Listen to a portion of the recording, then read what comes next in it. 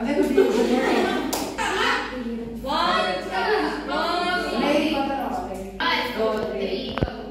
Good day, everyone. We are the group 2. Group 1. 1, 2, 3, go. Good day, everyone. We are the group 1, and before we start, let us first know our members. Okay, let's start here. I am Nandane Balas. And I am Marinelli Nareko. I am Caramel Terry. I am Marjan Sipa Sandalan. I am Maramzar Inshira. And I am Nabella Noir. And I am Pamaya Sinae. And I am Rayhani Natara. And I am Rohaina Hasan. I am Sophia Tuminaman. I am Balia Mami. So, let's start our experiment.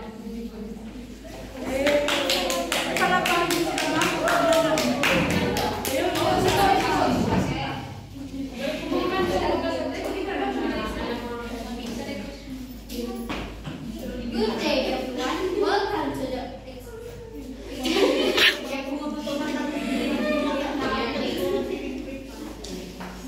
Good day, everyone. Welcome to the position motion exploration. This exploration is an engaging in hands-on activities that designs to deepen our understanding how objects move and also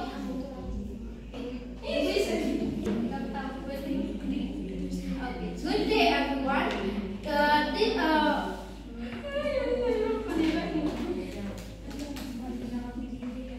Good day, everyone. Welcome to the position motion exploration. This exploration is is engaging in hands-on activity that designs to deepen our understanding about design and deepen our understanding about how objects move and also the factors that affect their motion. So it encourages the participant, you as a student, to think critically and apply this concept in a practical and collaborative setting. So in this activity, you'll explore various ways to make an object travel from one place to another and come to rest within a specific target. For instance, it's a marked circle. So in very task-based, and you'll explore different strategies and analyze what influence the movement of object and refine your approach to achieve your goal effectively. So this activity is not only foster the teamwork and also the problem solving, but also it connects to the theoretical physics to the real world application in an engaging and exciting exploration.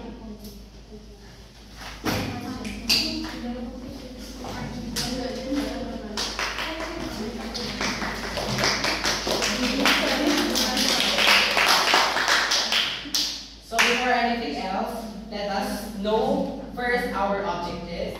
At the end of the lesson, the learners should have described the position of a person or an object in relation to a reference point, such as chair, door, another person. Identify things that can make objects move, such as people, water, wind, magnets, and describe the movements of objects such as fast or slow, forward or backward, stretching or compressing. And now let's proceed with the materials that we're going to use for this experiment. First is the two identical 250 ml PET bottles, one filled with water, one empty. So since we don't have PET bottles, okay lang din naman ako gumamit ng regular bottled water. So here we have filled water bottle and yung walang laman na water bottle. Next one is large drinking straws. So here, large drinking straw. So a more environment-friendly options of bamboo, internodes, or any tubes may do. The next one is wrap or plywood. Next is 6 pieces identical books, which is ito yun. And lastly, meter stick or ruler. And we forget the chalk pala. So yeah, that would be all.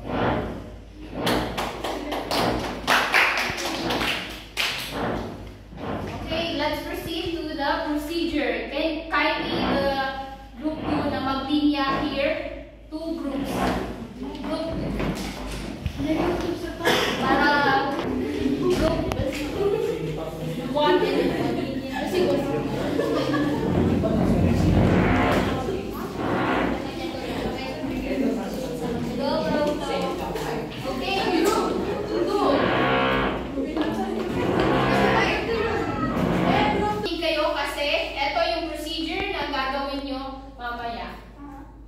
Okay, first, any level surface. It could be a tabletop or a well-polished floor. Pwede ito at pwede din ba? Okay, draw a circle at the center of the activity area. Kung ito ang center, you will draw a circle here. Okay? Using chalk. And then place the empty bottle about 15 cm away from the circle. So you will use the ruler para ma-measure nyo kung ilang centimeter yung agwat ng circle nyo at yung bottle. Okay? And then the fourth one, without touching the bottle and using only the drinking straws, so you will use this one. Okay? Move the bottle inside the circle and keep it there for 5 seconds. So using this straw, you will blow. You will use this to blow the water bottle papunta sa circle. Yes. So, hindi pwedeng inumin. Okay? Sagot? Yes. Seated and moving the bottle into the circle and keeping it there for 5 seconds. Record your observations below to show how you accomplish the task. So, merong given dito na questions, observation about the activity. So, you will just write here. So, group 2, baling tag-isa sa inyo dito. Okay? I mean, yung as a group. Okay. So, this time, pagkatapos ng walang water, yung first na gagamitin nyo is yung walang water. And then the second is yung bottle with filled water. So, without touching the bottle and using only the drinking straw, so likewise kanina, you will just use the straw to blow the bottle papunta sa circle. So, with water? Yes, with water. Like it's working talaga. It's an experiment. You will explore it on your own. Yes. So, okay. Pagkatapos ng dalawang bottled water, you will use the ramp, etong plywood, such that its other end is on the top of the 3 books, while the other end touches the floor or the table. So, itong ramp na to, lalagyan nyo ng 3 libro dito, tapos yung isa is naka-lie down lang dito sa floor. Tapos, okay. Yabon? Para ipa-slide.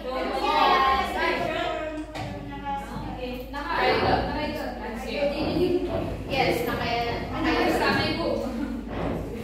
Draw a line running across the ramp. So, okay, 20 cm away from the book or the lower end.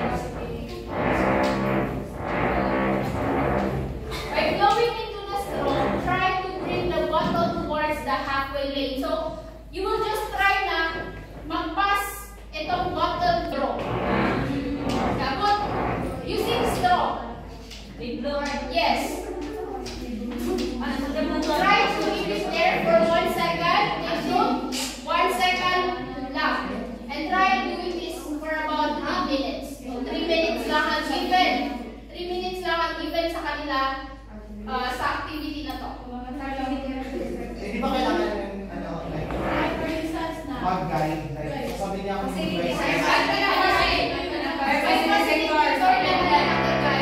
pero much better if mag-donate. 3 books lang yung nakapatong. Ngayon, iba 6 books na.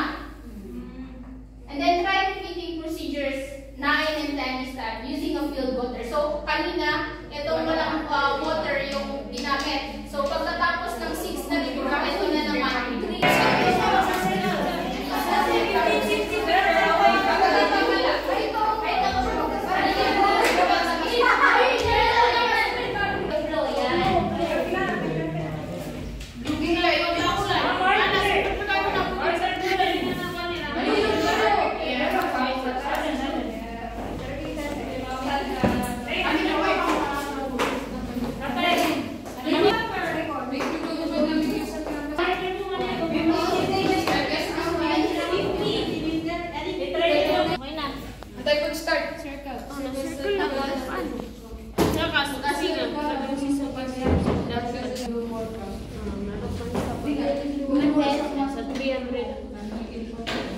Where did you please?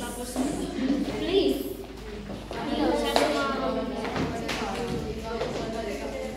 Piyak ka.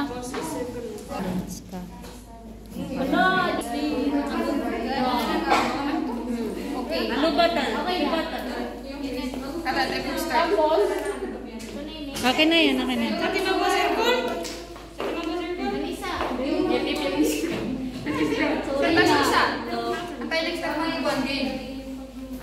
Saya so kuan yun. Saya so... Ang laki. 13.8. Saya kan so low. So, pag-abi na sa kuan. Abi na sa markers. Kaya sana ng marker. Kaya? Anissa, masiman? Okay. Ipagan sa rin yung sa question. Lokato ng perfect. Aba, may. Ina na work ko, nakaigo.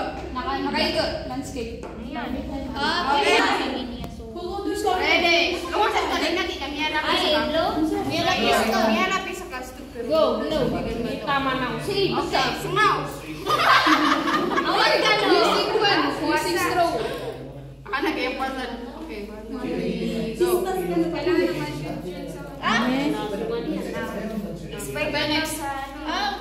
Next. Uy. Next. Si Randy. Ipagan sa rin yung sa question. Nick, ya. Bago to. Nulatan mo. Mga daw po sa Next is water. Ano yun? Lagi na katang siya ni Wadid. Pero saka. Kisip ko na. Kagagawa sa mga iba't ako. Okay, ready, set, go. Yan cute. Dagit ko ni pinamabag. Hasim. Bigumag. Lakasan. Dewa mo sa line. Turo mo dapat. Dapat bisa saya tami yung sa giyo. Dapat siguro na. Try mo na. Video. Para na ba?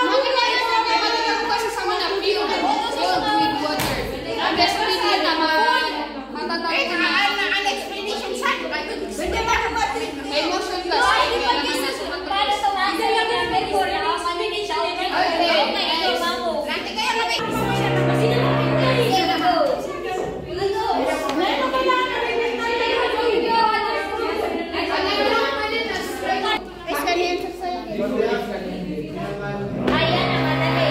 Mas madali yan. Ano siya ko saya? Zero. Papa ya saya. Walang ko. Yabot. Yang patatas.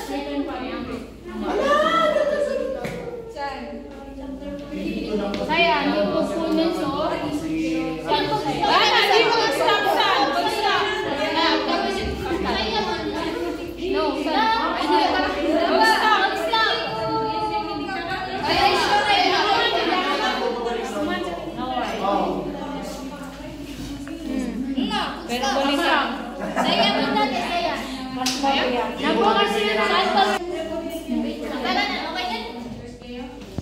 Abot, try naman. Ikaw na yung si... May mga pera dito. Is that yours? Go, batas eh. Pag-start din. What did you do na? Dapat nabilang ka rin ko. Para mo tinasudak na sa'yo na. O yan, so ganito ata may sadatang design mo niya rin. Saya. Kasi nasa ako.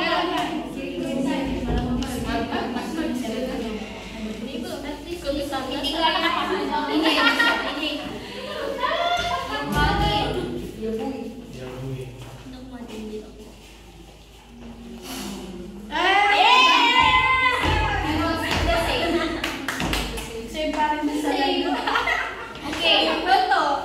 you will add another 3 books. 6. Martin Siran.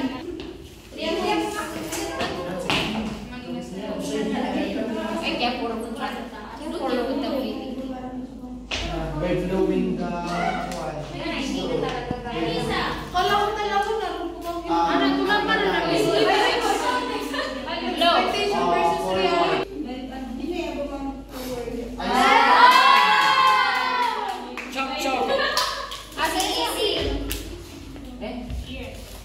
Nawakanan. Kailan ko ba kaya sinantanan mamamani ka rin sa polo-polo? Competitive ka, pigri nga siya dito. Pwede ka ba yan?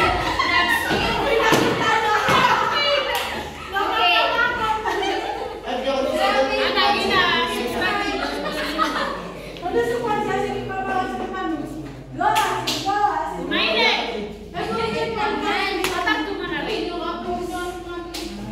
Dah, dia Okay, next group.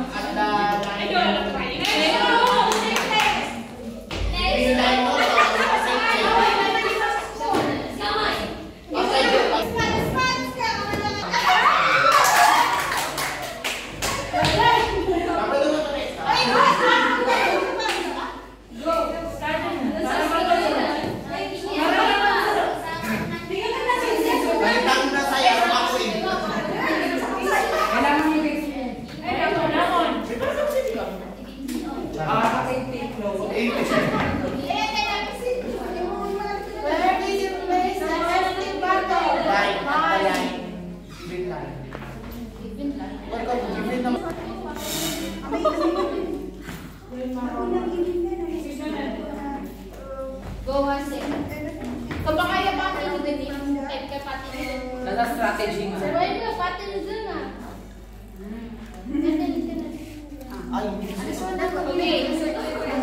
Apa mas mau makan sama busur?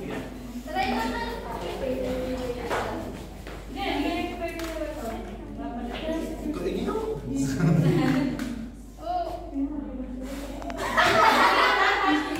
Ate sabi ko ka. From the circle. Away from the... Ate ko ka og.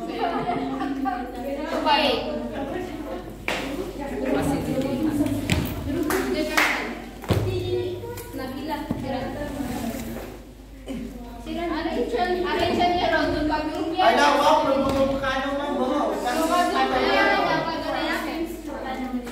3 books. 3 books. You see? In which Ada, mag-extension sa time. Wait lang. Ginagawa na susunod. Apa kayo? Hindi na nasagot na gusto ka. Oo. Ano? Banana, banana fry. Left. Puno.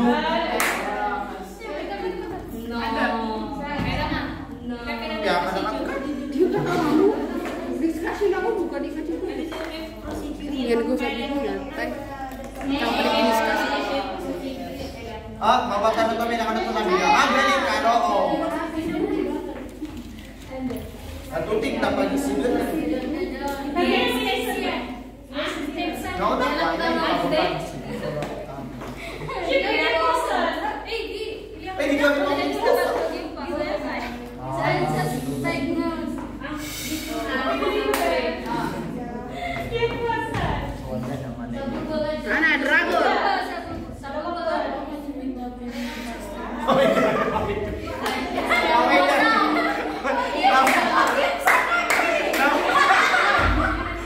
natin yung actual.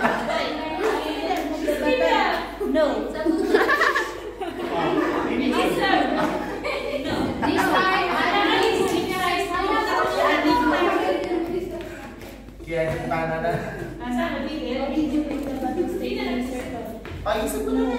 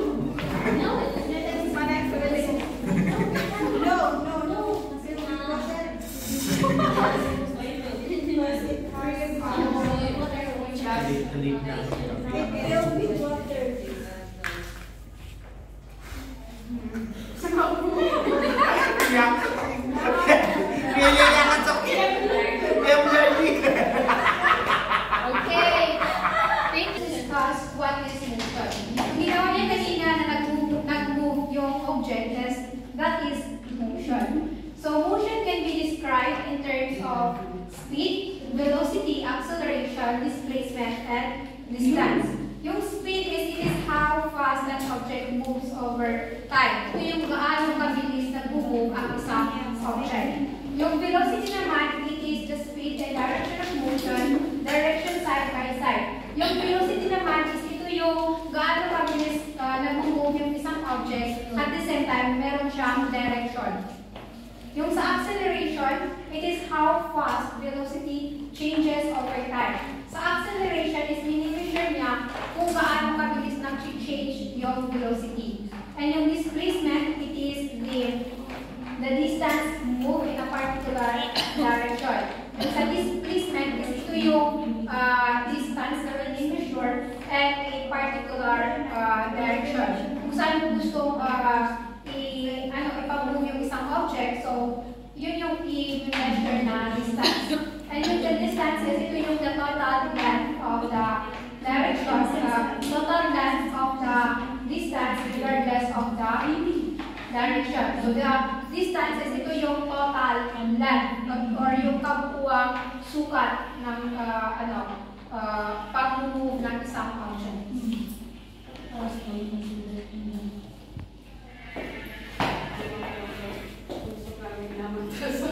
So there are three types of motion: the linear motion, rotational motion, vibrational motion. So this linear motion is yan side to side na pag-move ng isang object. Like for example, yung car papunta sa may So, and rotational motion is yan spin around. Like for example, yung nag-spin around lang siya.